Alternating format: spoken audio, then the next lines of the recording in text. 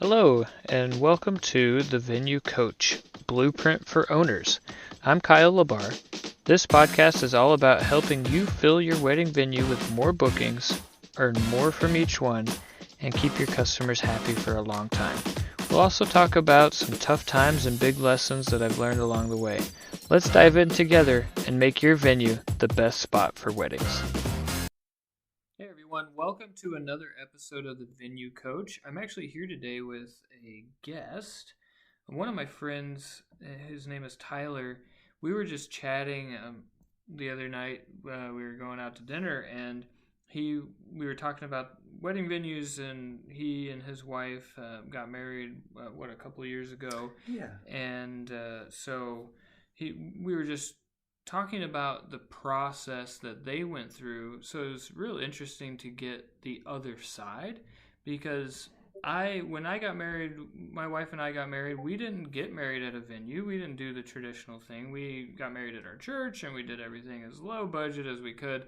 And so it's a bit foreign to me on the other side of it as a engaged couple. And so I only really have experienced it from the owner side.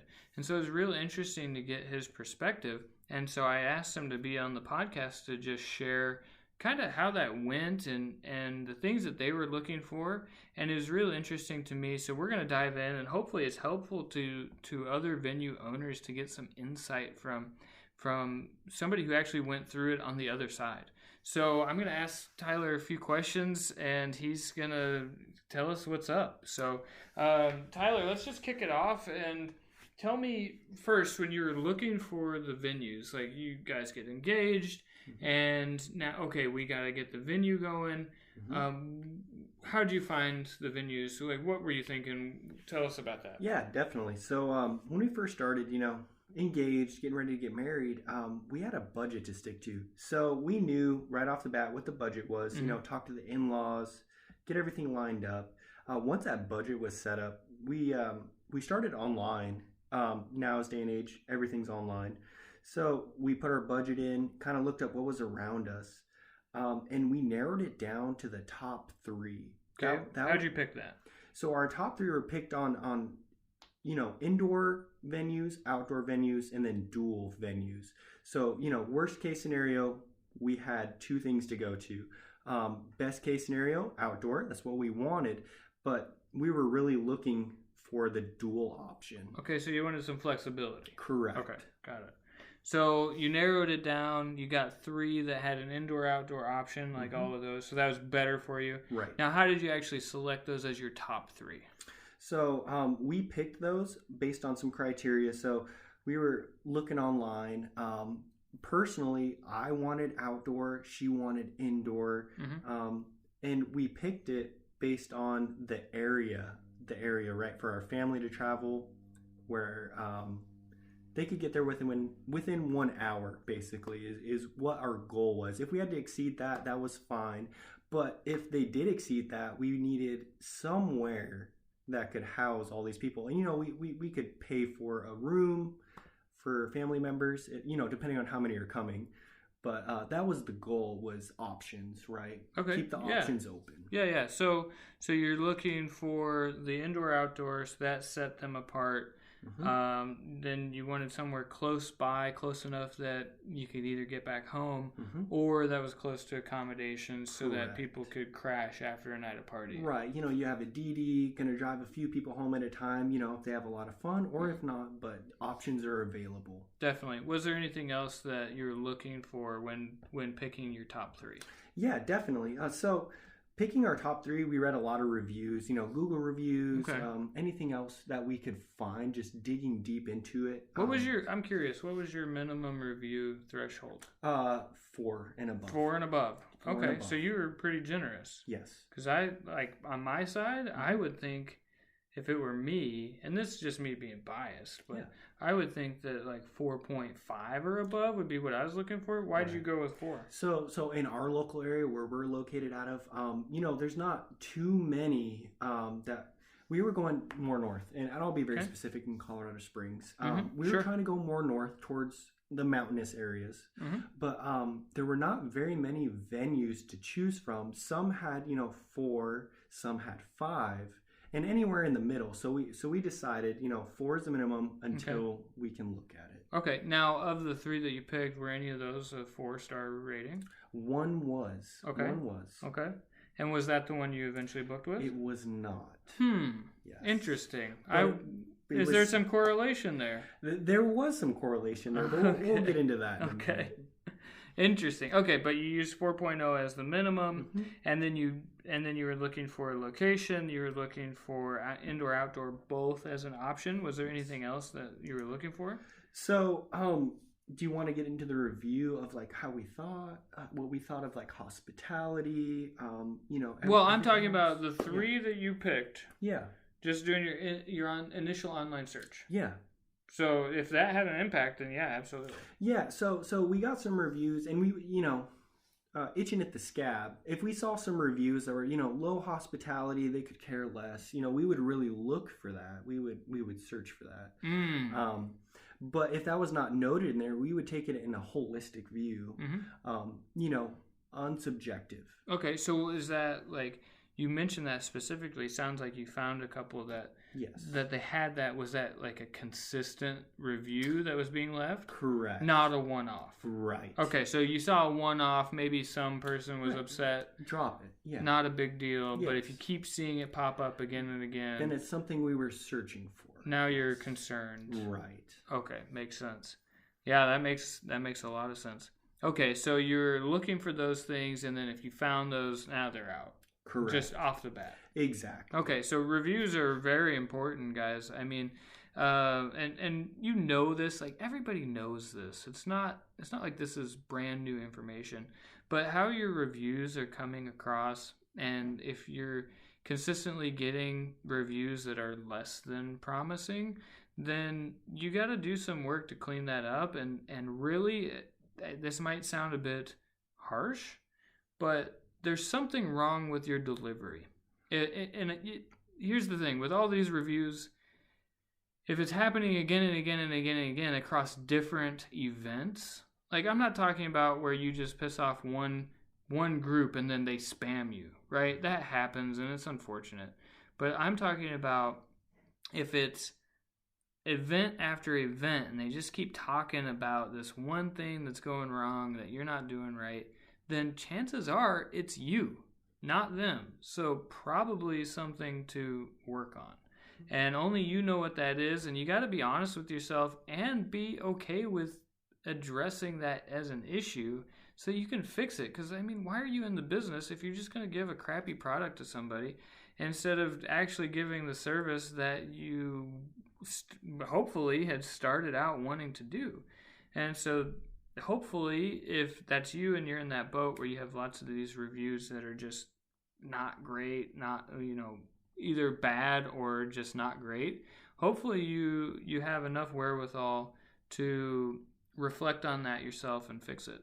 So going back to your process, Tyler, so you narrowed it down to 3 based on that. Was there anything else that impacted picking the 3? Yeah, picking the 3, like I said, the price point and how they interacted with us. What do you mean? So specifically, like when you get there, how do they introduce themselves? Oh, we're not there yet. Oh, okay. We're still on picking which ones to go to. Okay. So was there anything else that decided? We definitely sent out feelers, not necessarily a cold email, but whatever they listed, and you send your information. The ones that were quicker to respond definitely rose on our list. Because the ones that took longer to respond, A, they might be too busy to have your business, and B, are they going to give you that same type of service during your reception?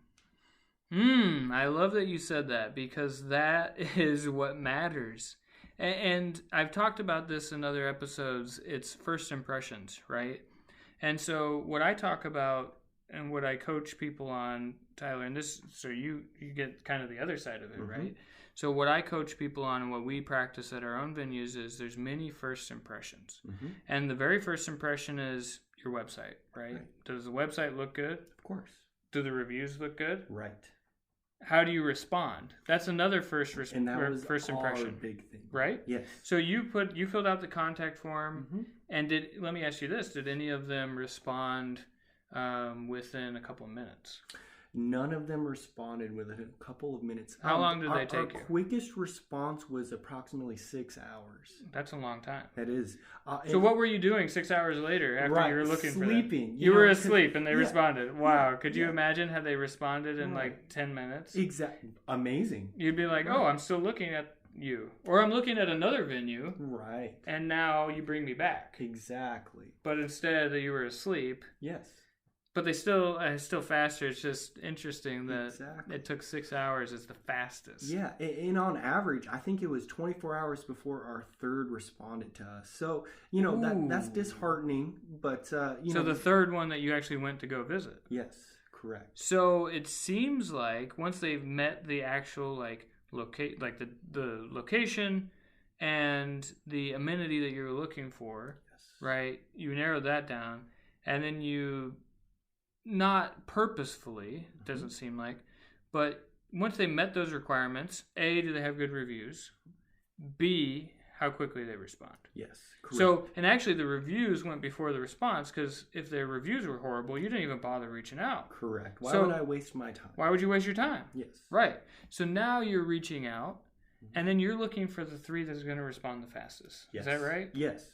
Okay, so what it really boiled down to, like your location, you can't really impact that. You can't impact that. What you can is if you're putting on accommodations on your own place, now that's a bit harder. So location does matter. Our venues are 90 minutes from downtown Dallas, but we have within 10 minutes hotel accommodations. Correct. So that would have fit your... That is huge. That would have fit what you were looking for. Huge, yes. And then we have indoor-outdoor options. Yes. And so, boom, that would have fit. And then our main venue, the Black Oak, that one, we get predominantly 5-star reviews. So you would have seen that. Yes. And you would have said, oh, wow, look at all these reviews. Right. Everybody is just so happy to be here. We have had less than 5-star reviews, but it's like one-offs, right? Right. And guys, feel free to look up our reviews. You can see them. I'm not you can look these up on Google.